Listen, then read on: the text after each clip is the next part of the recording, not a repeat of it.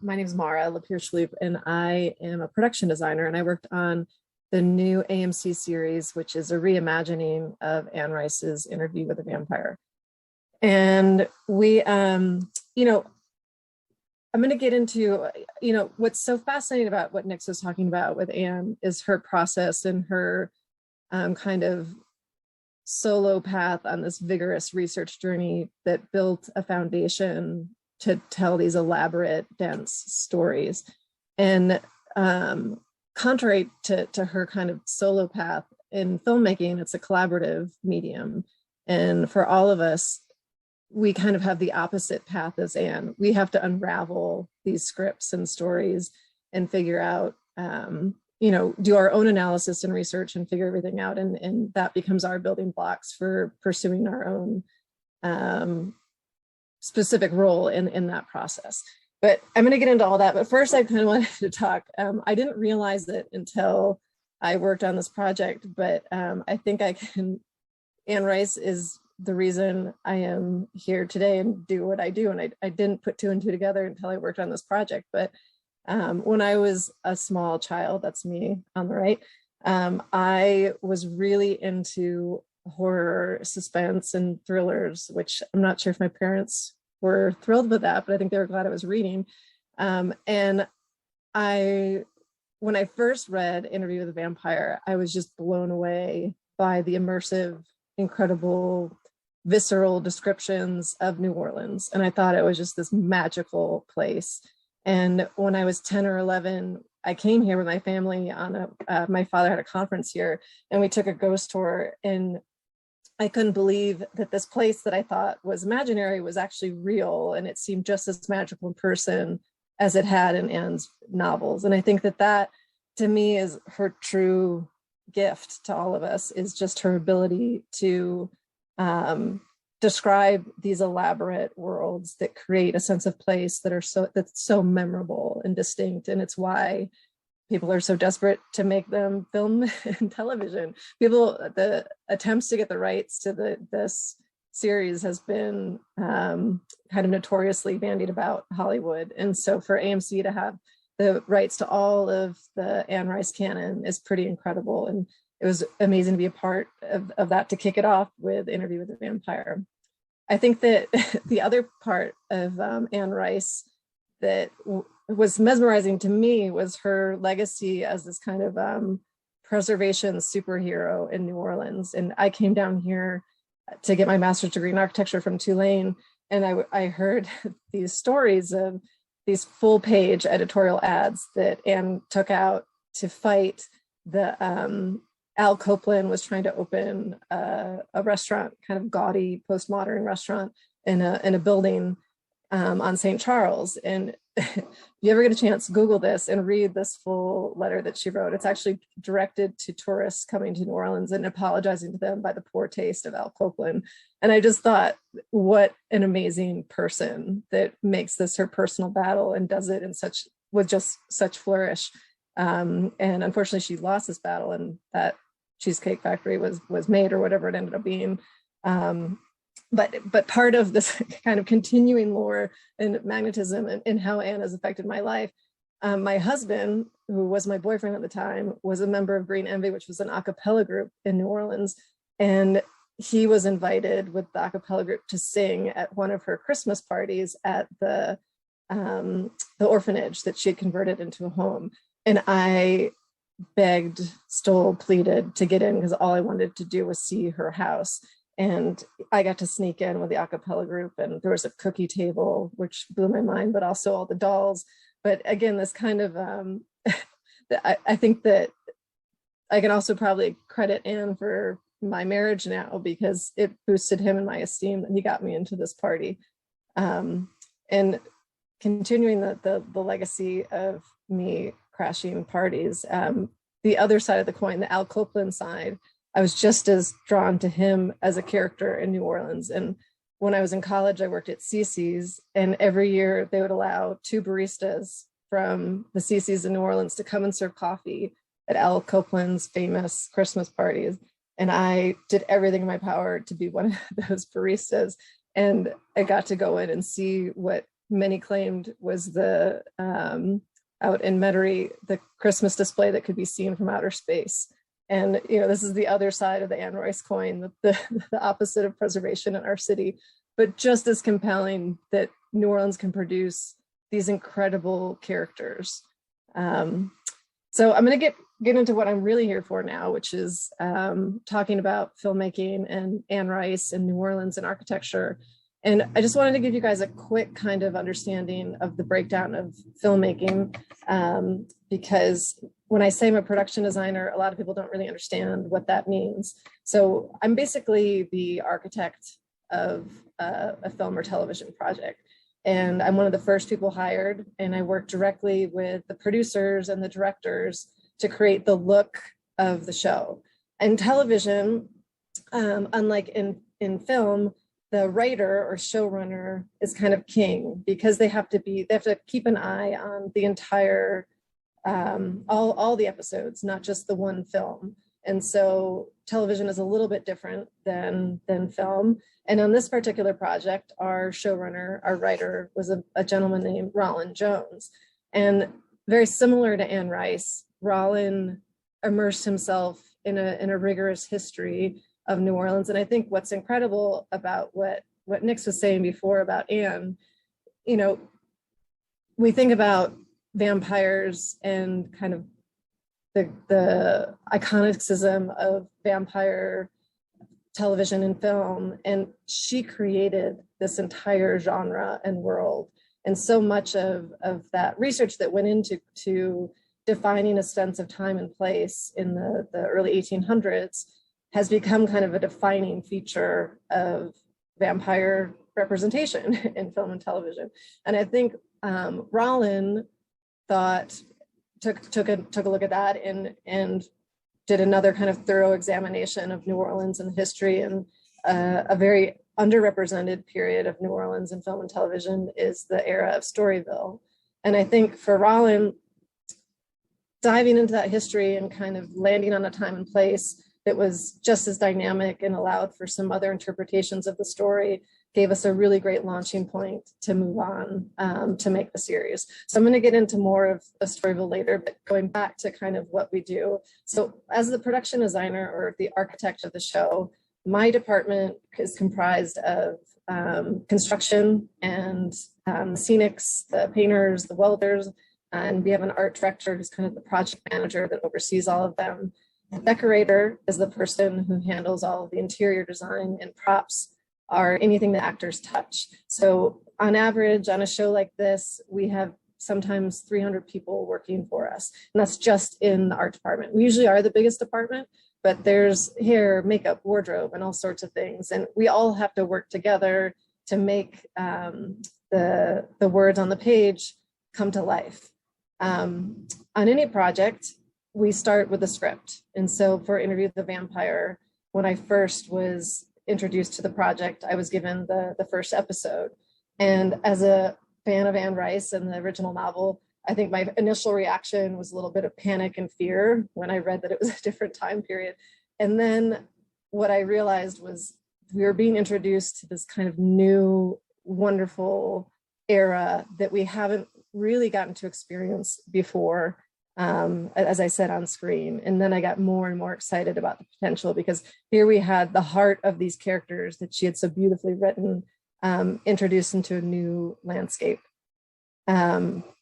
Anytime we start projects as designers, the first thing we do is kind of an intensive breakdown of those scripts to come up with a list of all the different sets and scenes, so that we have an understanding of what the scope of the show is. We don't always have all the scripts. In this case, we did not, but you have general outlines or general sense of what's coming and what's going. And one fundamental of telling stories of vampires is the evolution of time. And so we knew from the get-go that this was going to be something that we weren't going to be stayed in one time period, but this was going to be kind of, we would be tracking them as time evolved. So in our first season of Interview the Vampire, we are in the time periods of 1910 to about 1940, and with a little bit of contemporary storytelling as well for the interview. So we do these initial breakdowns to understand what's going on, and then usually this is something I do independently when I start. It's just me, the director, producers on. And then I dive headfirst into an aggressive research period. And whenever Nix talks about Anne's research, it really reminds me, I feel like I walked a similar path to what Anne was kind of experiencing doing. And I think that where you want to surround yourself with as many different resources as possible. And so what's amazing about New Orleans and the preservation societies and the history here is that so much is extremely well documented and preserved. And so there's incredible resources like the pattern books and the historic drawing plans that not only kind of give you a foundation of what drawing types and what architecture types were at the time, but it's also like a really great resource of what period architecture still exists in New Orleans today. And so I turned to these initially to kind of come up with a laundry list of places that our locations team could reach out to explore. The Blue Book, because our story takes place in Storyville, was an incredible asset as well, in that there's not a lot of photographic reference of Storyville anymore. And so a lot of it we're having to rely upon are oral narratives or descriptions. And the Blue Book was the guidebook to sin. So it was actually like a tour guide. It had addresses and names of all the brothels that existed in Storyville. And for those of you that aren't familiar with what Storyville is, it was a 40-block diameter section of New Orleans where prostitution was sanctioned for a very brief period of time in New Orleans. And so it was kind of this like wild and crazy, not necessarily lawless, but it definitely pushed the boundaries of what law is in this small zone. And I think many attribute this time period and this kind of mixing of cultures and place and race to some of the birth of American jazz as well. So beyond kind of the archival drawings and books and things, what's amazing about New Orleans are these kind of living archives. And the Herman Grimma House, the Gallier House, the 1850s House, the Historic New Orleans Collection, all these places have some of the best tours I've ever been on of historic homes, because they give you a sense of not just what things look like, but also how people lived. And for filmmakers, this is really great fodder for just kind of like expanding world building and allowing for great development in set building and storytelling. So before we knew for sure that the show was coming to New Orleans, I kind of incognito went on all of these house tours. I think everyone knew by the number of questions I was asking eventually that something was up. But I think that from the get-go, that it's been known, Anne has said before that Lestat's house was Gallier House, which is 1132 Royal Street. And so this became a kind of big beat of, like background beat of a drum for Rollin and I for the show, which was, even though our time period was slightly more contemporary compared to the novel, how incredible would it be for the fans and for everyone to be able to shoot at the Gallier House. And so with the help of our locations team and the folks at Gallier House, that was able to become a reality. And I'll get into more about that a little bit later. So beyond the historic homes and the tours and all of that, there's the streets of New Orleans also provide just an incredible lesson of history, of the history of design in the city. Treme is one of the closest approximations to what Storyville potentially was. Storyville was knocked down in the 30s and 40s, and so it doesn't exist anymore. And so walking around the neighborhoods of Treme, walking around the French Quarter, there's a ton of inspiration to be found about what potentially this world could be. What became clear pretty early on was that we weren't going to be able to shoot it in Storyville. Wasn't something you could shoot in New Orleans for New Orleans. We'd probably have to build it. But these are part of the kind of building blocks that this research and reference process starts to kind of peel away, which is, what we have to build versus what we can shoot at actual locations. Another asset that I love to use as much as we can are consultants for our various period projects. So in New Orleans, I've actually used Richard Campanella a couple of times now, once before for Abraham Lincoln Vampire Hunter, which I think was a grand waste of his knowledge and resources, but helpful nonetheless. Richard is a geographer and a dean of research with the Tulane School of Architecture and a prolific writer, and one of the most profoundly intelligent people I've ever had the pleasure of talking to. And Richard was a really great resource for kind of broad strokes understanding of history of time and place, of understanding what the city looked like in terms of infrastructure, with roadworks, with waterworks, with electricity, like all sorts of things. But he also had great anecdotes about, people in bars and brothels and what was happening. I recommend reading his books for anyone who has any interest in New Orleans history. They're pretty fantastic. Elizabeth Simpson was another resource that we used. Elizabeth has one of the coolest job titles I've ever heard. She's a chronochronologist and an interior designer. So she actually goes in and takes paint chips off of walls and slowly peels them apart to determine like the history of paint colors, specifically in the French Quarter in New Orleans. So we worked with her to talk about finishes and color, since we were potentially going to be building a part of New Orleans that didn't exist anymore. So after all of that kind of gathering and pulling from different places, we start to kind of create these boards, these reference boards of, what this world could be if we could do anything. This is what the foundation of what it could be would be. And so this starts to become the process where I get out of my head and out of the research and into the mode of sharing with all of the various people that are going to have to actualize these things. So we create these boards for hundreds of different sets. And, again, one of the biggest things, because our story is a story of vampires and largely at night, because that's when they can go out, the evolution of time has to be told through the evolution of lighting technology. So that was a really big thing that we had to dive into, was, what in our time frame from 1910 to 1940, what were the advances in lighting technology that we wanted to showcase to kind of feel that pattern and rhythm.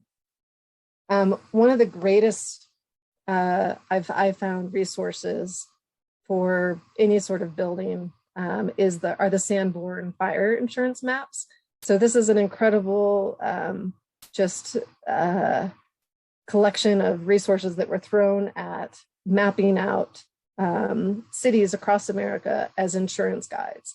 But they kind of detailed street size, lot size, how many people lived in certain homes. But there are these incredible, for us, when we have to recreate a world, they give us this incredible insight into the foundation of place. So combining all of those things, we started to create our own kind of roadmap of what Storyville looked like in that time period.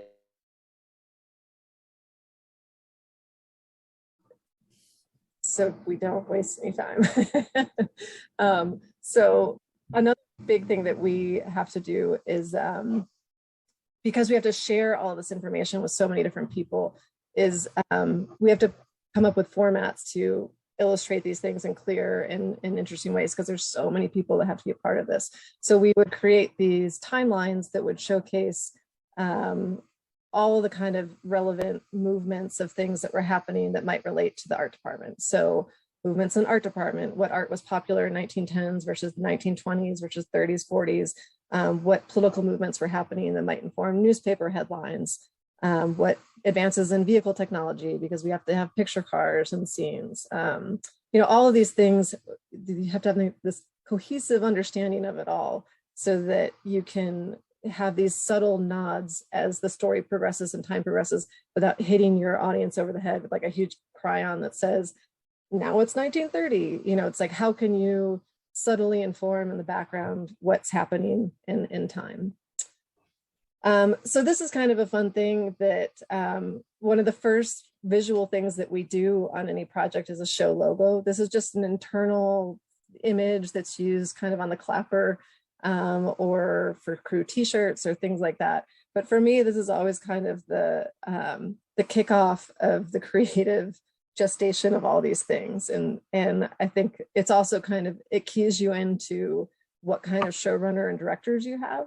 And what I love about our team is that there was a lot of humor and wit in the scripts, and we wanted to have that as part of our logo. And so we did these in the vein of Edward Gorey and got a little bit of humor into these. But this is the kickoff to the creative process for a lot of shows. This will never be seen in the show. This is just kind of an internal behind the scenes thing, but it's a fun exercise.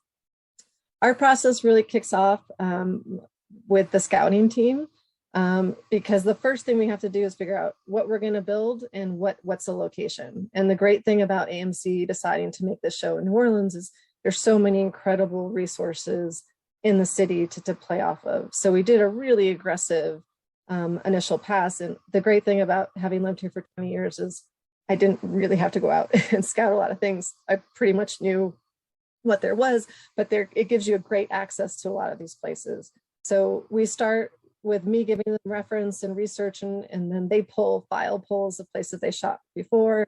I go out and scout those places, and we start to build this roadmap of where and how all of these things are going to be conceived on screen.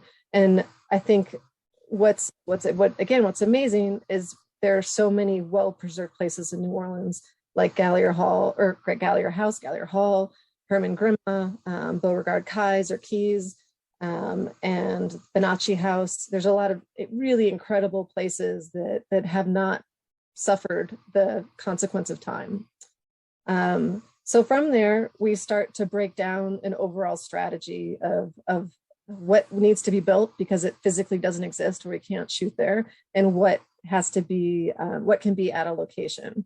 And that becomes a very aggressive matrix that we hand over to the ADs, which are the assistant directors, to start to kind of congeal into an overall schedule and strategy for plan. Meanwhile, we're sketching out and starting to design the sets that we have realized that we're going to need to build. And this, paired with the research and reference, then gets handed over to a team of set designers who start doing 3D modeling and sketching to figure things out. So we knew, because we'd be shooting months of nights in Storyville, in a place that does not exist, that we were going to need to build a backlot that represented the streets of Storyville. And so we started playing around in 3D to look at size and scale of what might need to be built for that exercise. And then from there, you get kind of, every step gets deeper and deeper into the nitty gritty. So the details of the architecture, kind of pairing that history, those references and resources that we found, and allocating them into different places within our design. And it kind of gets deeper and deeper into the minutia as we go. This entire time, we're working hand in hand with the director and the cinematographer, who are figuring out how they're going to be shooting this. And so it gives us into insight if we need to finish inside of a room on a second floor because they want a camera angle from that position, or if there's a story beat where someone has to walk into a space from the street. So there's all sorts of overlapping departments that have to figure out the mechanics of how these things are going to work. We also have to think about elements like, if a scene is scripted for rain, these have to be waterproof. It's New Orleans, it also has to be waterproof. What we didn't realize is that it had to be tornado proof, which one of our big green screens blew over in that big tornado that hit early this spring. So that was not fun, but things you learn. Getting back to the concept of kind of living spaces, these sets aren't just, they don't stand in isolation. These sets have to be immersive. They have to be inhabited by background, by actors, by all these things. So all of that research that we did, oftentimes we come up with these kind of reference boards and concept ideas that we then share with the ADs, costumes, hair, makeup, so that we say, we built this with the intention of this kind of street life happening. And, there's also directors, producers, writers also inform so much of this overlap of this collaborative world of filmmaking where, none of us survive on our own. We're only as good as the matrix of people that kind of work within this. And it's always incredible when those things come to life. We wanted to imbibe as many great details of the actual Storyville that we could. And so I hope you watch the series and you can kind of catch glimpses of those little Easter eggs and nods to the history of that time and place. And there's a lot of them. These are some illustrations of the backlot that we did. And this is, again, so much of what we do within the art department is about informing others of kind of process and plan, or to make a pitch for budget, or for lighting, for example, like how we're going to do these things. And so whenever we produce this artwork, we start without any people, place, cars or anything like that. So it's just about the architecture. And because this is a story about vampires and it was all at night, we built, we were going to build this big backlot and it would only be seen at night. So much of what we had to think about, again, was the lighting process in this. And then adding the people to that world to talk about density, how many background were going to be needed, how many cars, again, the evolution of time and lighting. Just changing the paint color of a building wasn't going to do enough. It would have to involve lighting. So we had to dig pretty deep into the evolution of those time periods and what was happening with lighting to figure out how this backlot was going to feel different. We built 2 different streets. The first you just saw was Iberville, which was kind of our main drag of Storyville and in our kind of creation or fantasy world of Storyville. Basin Street was actually the true strip of Storyville, but it's not a great, it's a huge boulevard street. And it's not a great thing to build a backlot for because you'd constantly be looking off the set. So we kind of manipulated history a little bit there and created our main drag on Iberville. And then we built a street deeper into the 40 blocks that was played as both Liberty and Franklin, which was more of the rent by the hour, divey crib street, in a kind of vernacular of architecture that doesn't exist much in this scale anymore in New Orleans. Again, looking at what lighting does for that evolution of time. So while this design gestation is happening, the ADs are producing a schedule. This is not from our show, this is from another show that, but just to give you an example of what happens, on a general shooting day. You might have 3 or 4 different sets shooting, but it's this elaborate matrix of locations, set builds, stage builds. All these things have to come together, and every department has to produce these things to make it happen. So it's really a miracle whenever we can pull off an entire shooting schedule, sometimes hundreds of days of shooting of all of these different imagined worlds.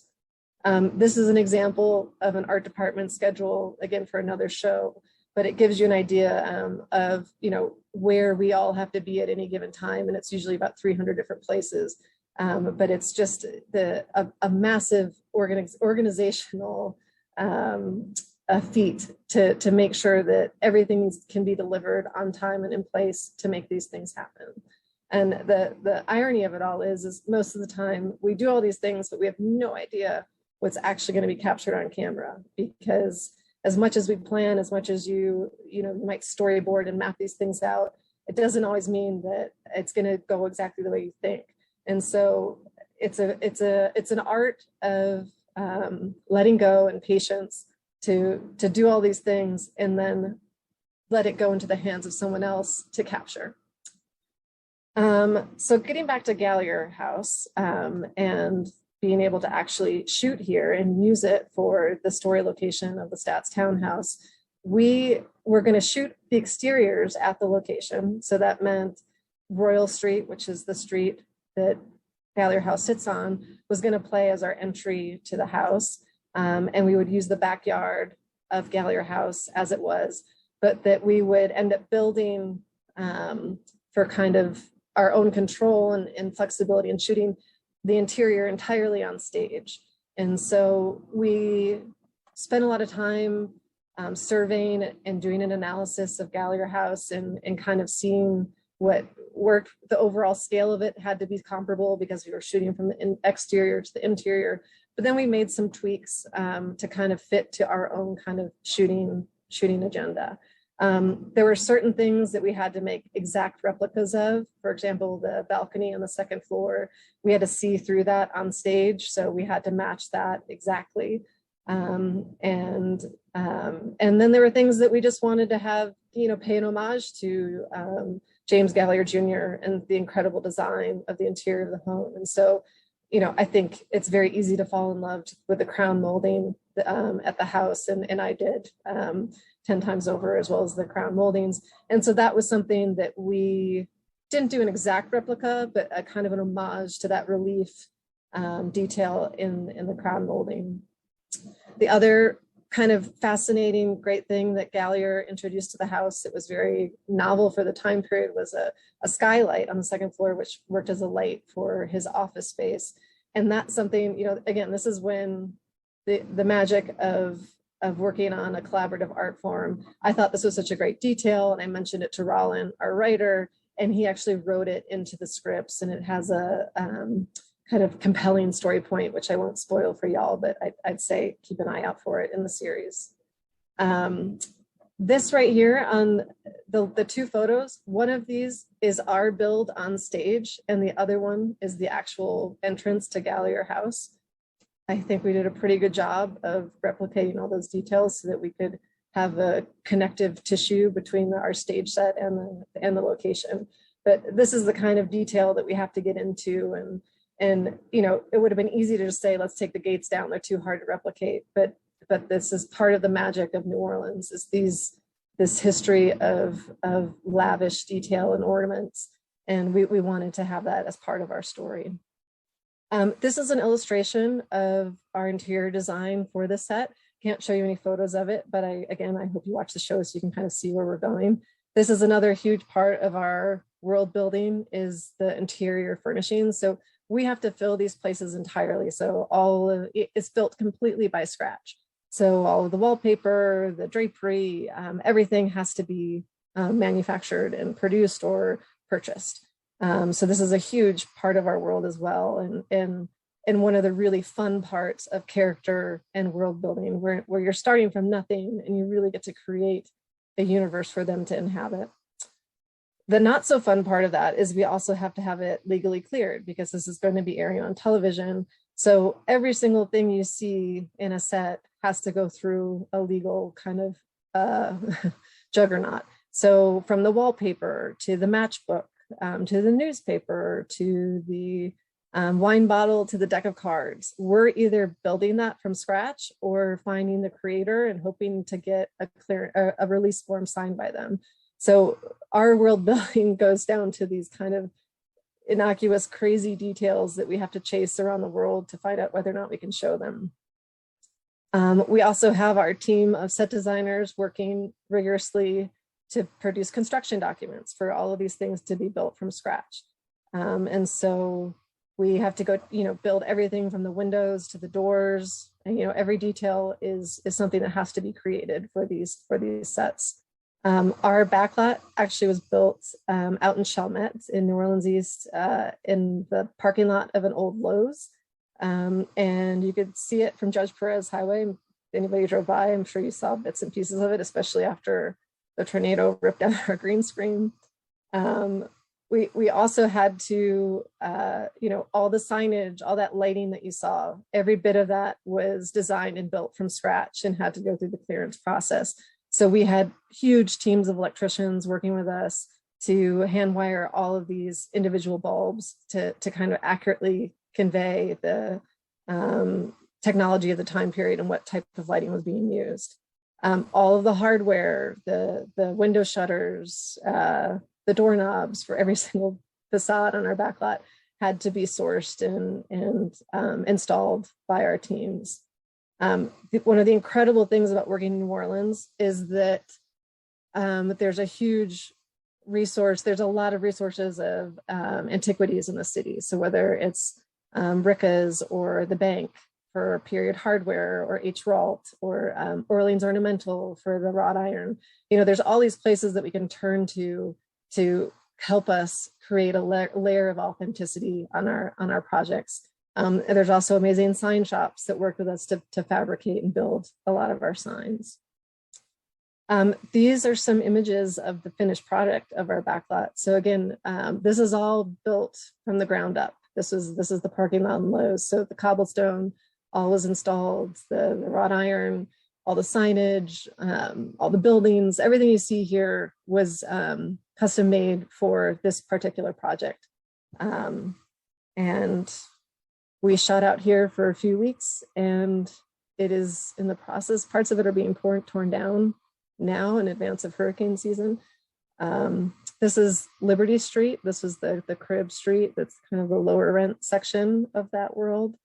And you can see how, you know, that similar to Anne, who, as Nick's mentioned, had to create this kind of foundation of reference and research so that she was able to create these incredible worlds in which her characters inhabit. For us, we have to create that same foundation and work off of to be able to literally build these sets for the shows. And I think, you know, that kind of shared space of history diving is something that I found really incredible talking to Nix about. I'm going to finish up here. This is a drone shot that our medic actually took of the backlot in Chalmette, and it gives you guys a final kind of glimpse at the finished product of the backlot. It's a little slow, might be a little jerky. I'm gonna maybe speed it up for you guys, but you can see this massive collaboration that has to take place to make just the set piece for shooting these types of shows. This doesn't show you any of the people or the cars or the lighting that needs to happen for the cinematographer. There's just an incredible amount of teamwork that has to happen to make these worlds come alive.